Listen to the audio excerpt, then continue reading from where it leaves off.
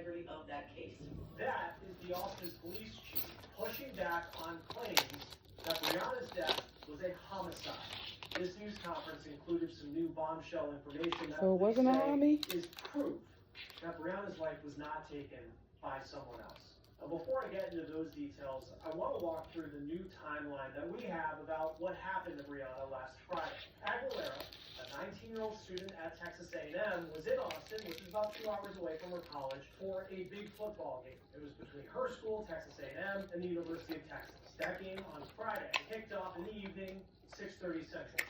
Police say they have pieced together the final day of Breonna's life, and they say it paints this picture. So they say, first off, around 4 or 5 p.m., she attended a tailgate, and it was at the Austin Rugby Club, and she was at that tailgate till about 10 o'clock at night.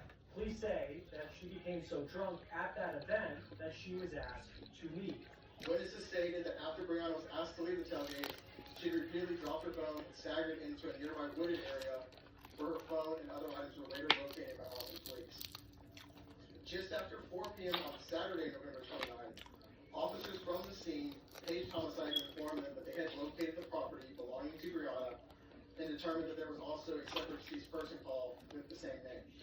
So what you just heard there is police also pushing back on a claim that was made by Breonna's mom in a Fox News interview, where she claims that someone had thrown her daughter's phone into the woods. Now, we're going to have more on what Breonna's mom is saying in just a moment. Police say that after Breonna was asked to leave that tailgate, she then went with a group of people to this apartment complex in Austin, and that's actually where she was staying with friends for the weekend.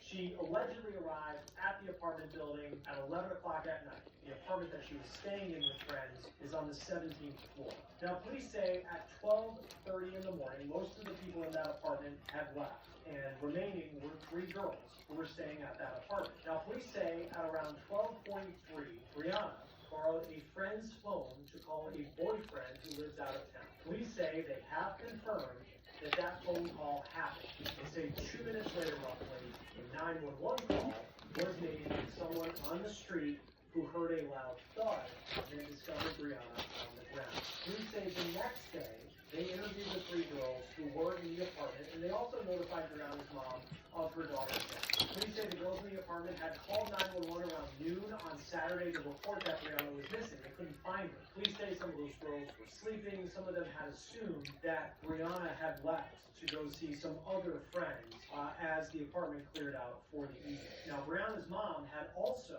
called on Saturday saying that she could not get in touch with her daughter. She called 911 in Austin. She also said that her daughter's phone showed her location in a wooded area where police say they eventually found her phone. So now we get to what police believe is a very difficult reality to this story that they say proves that this was not a homicide. This is what they claim they found on Breonna's phone. A further review of Breonna's phone shows a deleted digital suicide note dated Tuesday, November 25th of this year, referring to specific people in her life. What? From the moment the call originated up until now, between all of the witness statements, all of the video evidence, and all of the digital evidence collected, at no time did any evidence point to this being anything of a criminal nature. Rather, our investigation has revealed that unfortunately Breonna had made suicidal comments previously to friends back in October of this year. This continued through the evening of her death, with some self-harming actions early in the evening and a text message to another friend indicating the thought of suicide.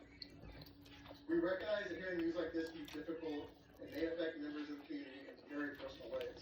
Now, that is certainly not easy to hear.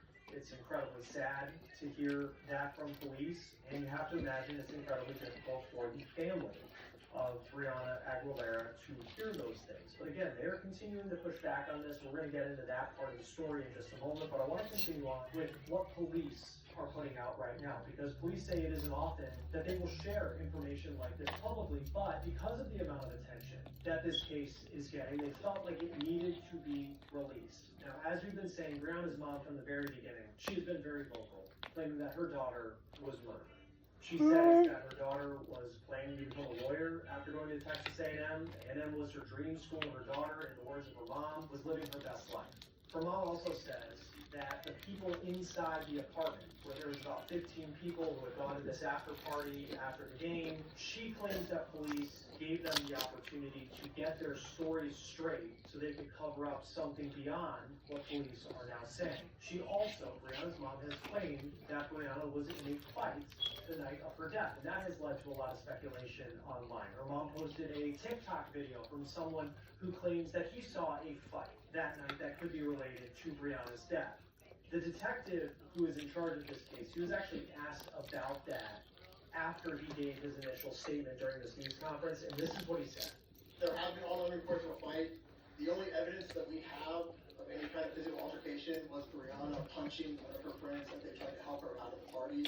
We have no evidence of any other altercation.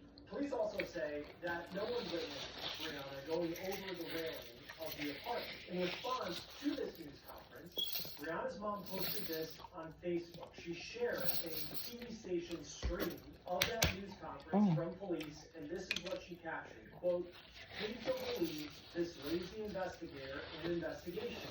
Tony Busby will get us the justice we need." Here is what the detective said when he was asked about Brianna's mom and whether she was given the details that we have heard today in that news conference. I was in contact with Brianna's mother for Saturday afternoon.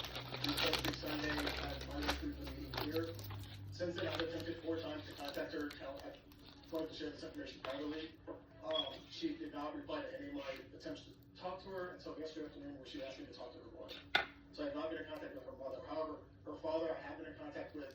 He knows all this information as of yesterday. Brianna's mom's lawyer is Tony Busby, who's a major name in legal representation. He has several high-profile cases, including dozens of lawsuits that he has brought on behalf of plaintiffs accusing Sean Diddy Combs of sexual misconduct. Yesterday, he announced he is representing Brianna's mom and dad. In a social media post, he said in part, quote, "This was certainly not a suicide. This family deserves straight answers. We hope we can help them get those answers." Busby says he's going to hold a news conference on Friday at his office on this case. Joining us now to talk a little bit more about what Tony Busby could mean for this case is Rick Schoenstein, trial lawyer. Thank you for taking the time to be with us. What stands out to you that Tony Busby specifically is now getting involved? Well, we all know Busby. He's a very high-profile attorney. He does a lot of sort of negligence cases. He also I was so bad. in a lot of civil litigation against Diddy and cases like that. So he is tenacious. He's going to dig into this matter and see where the facts lead him, find out who he can possibly sue. He's the type of lawyer who will